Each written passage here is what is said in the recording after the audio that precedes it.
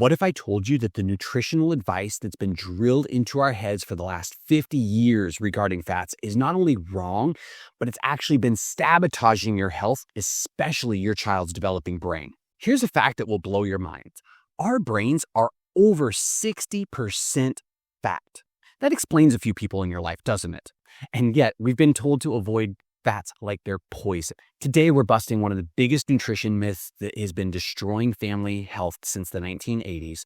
But I'm going to show you the science behind it and why not only are fats not exclusively bad for you, but they're actually essential for a healthy body. Hi, I'm Dr. Will. I'm a family wellness chiropractor, and I've been helping families unlock their God-given healing potential for over a decade at this point.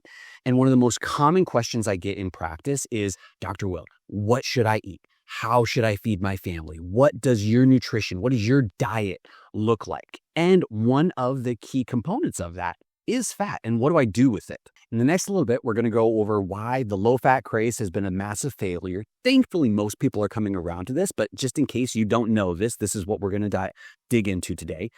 The 4 types of fats that you actually need to make sure that you have in your diet. The simple math that makes figuring out how much you can have easy to calculate.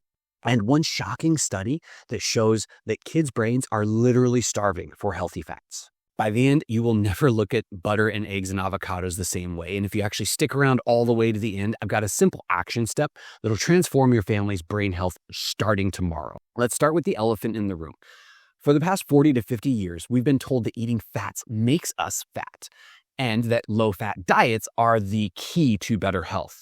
Well, that doesn't really work according to God's original design for the body or solid science. And look at where it's led us over the past 50 years. Obesity rates have skyrocketed. They're worse than they ever have been, not only for adults, but also for children. So if eating less fat makes us more fat, what is going on? All of that came from one and then a handful following of flawed studies in the 50s and 60s that cherry-picked data from a few countries while ignoring the rest of them that contradicted the hypothesis. It's not only destroying our body composition, but it's actually wreaking havoc on our hormones as well. Think about it like this. In case you didn't know, the hormones in our body, all of our necessary signaling molecules like testosterone, estrogen, and cortisol, those are actually built off of fats and cholesterol. So they're kind of essential. A 2021 systematic review found that men on low-fat diets actually had significantly decreased sex hormones, testosterone, compared to those eating a higher fat diet. And it wasn't small. It was a 15% drop just by avoiding healthy fat. But it's more concerning when we think about our children. Most parents have no idea that some of their child's brain development is directly tied to consuming healthy fats. And I know I'm not talking about junk fats in processed foods. I'm talking about the healthy ones that God designed our body to thrive on. Picture your child's brain as it's being built. You would only want the highest quality materials in there, wouldn't you? Well, inadequate omega-3 fatty acid intake literally decreases DHA in the developing brain, leading to deficits in neurogenesis, neurotransmitter metabolism, and altered learning and visual function. And we're not in great shape. There's several studies that show that children today consume less than half of the recommended intake of omega-3 fatty acids, which means we're essentially starving our kids' brains in the most critical years of development. Now, before you panic and start feeding your kids fish oil, let's go over some of the simple math that makes this easy. Now, if you're anything like me a few years ago, this was super confusing. One thing tells you to get 20 to 30% of your calories from fat. Keto advocates tell you to get 70 to 80% of your calories from fat. Paleo says one thing, Mediterranean another. Like all these different diets have their own opinion. No wonder everyone is confused on this. But here's the truth. Our body is kind of like Goldilocks when it comes to nutrition. Too much of a good thing can be a bad thing, and too little of a good thing is obviously a bad thing. Now, when it comes to protein, we just talked about this in another video. Most people aren't able to hit the upper end of how much protein we can consume, and it actually becomes a bad thing. So I want you to aim for a lot. But with fats, it is easy to go too far over the edge. Thankfully, the research gives us a pretty clear target. Sports and nutrition research tells us that at least a third of a gram per pound of body weight will protect our hormone function. So we don't want to go too far low on that spectrum. If we're 100 pounds, we need at least 30 grams of fat in order to have healthy hormone production. If we are 200 pounds, double that number. 60 grams is our protective layer for hormone production. The optimal range is somewhere between 1/3 and half of a gram per pound of body weight for active adults. And so this number typically works out to about 20 to 30% of our daily caloric intake, which actually lines up pretty well with what we see in most healthy traditional populations. So for a 150-pound individual, that's 75 grams of healthy fats per day on the high side. We want to make sure we don't fall too far below that, but we also don't want to push too far above that. But here's the key. Not all fats are created equal. And there's essentially 4 kinds of fats. See what I did there? Basically, there's 4 kinds of fats. And the key is knowing the difference between them so we can understand where we want to have more of one and less of the other. So saturated fats, these are the best ones. They're the tastiest.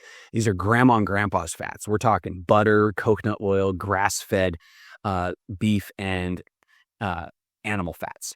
They're stable. They don't go rancid easily. They've been nourishing humans for thousands of years. And I think about 1/3 of your fat intake should come from this. Then we have monounsaturated fats. Think of olive oil, avocados, nuts. These are your Mediterranean fats, and they're great. They're stable. They're relatively heart healthy, and they're great for cooking with at lower temperatures. And then there's polyunsaturated fats. This is where things can get tricky. The good ones are our omega-3s from wild-caught fish, walnuts, flax seeds. They're literally food for the brain. The bad ones are vegetable oils, soybeans, corn, canola. Typically, these are highly processed. They might even be rancid by the time they get to you. And the jury's out on this, but they could be inflammatory to the body as well. These are typically going to be higher in our omega-6 and 9 range. And while the body needs a small amount of those, you're getting that from all of the other healthy fats. So we don't need more of these. And then there are trans fats. These are the Frankenstein fats. They don't really exist in nature. So that's margarine, shortening, and a lot of stuff that comes in processed foods. These are poison to the cells, and we want to avoid those completely. My easy way to remember this: eat fats that God made and try to eat them as close to the way that He made them as possible. It's that simple. Here's something you could do starting today, and even your kids can help with it. Go through the kitchen and find one processed fat that you're currently using. Maybe it's a vegetable oil for cooking, maybe it's margarine or shortening. Replace it with a healthy fat, grass-fed butter, avocado, a handful of healthy nuts or seeds. Just one, just that one, swap it. Do this consistently over time. Those small changes will compound into big results. And when you start feeding your family's bodies with the fats that their bodies are designed to run on, you'll notice improvements in your energy, in your mood, in your focus, and in your overall health within just a few weeks. So remember, I believe that when God put you together, He didn't make mistakes. You were designed to be healthy. And that includes designed to thrive on healthy fats.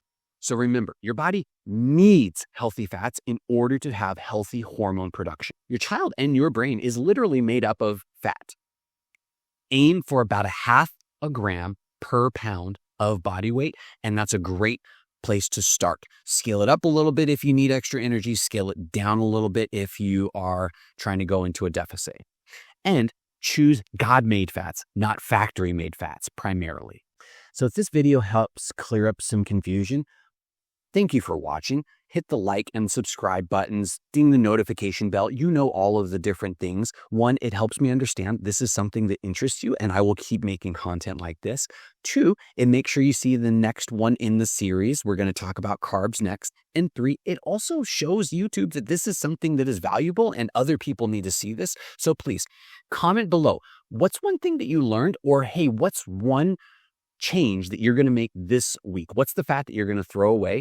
I'd love to hear what you think, and tell me if I got anything wrong in here.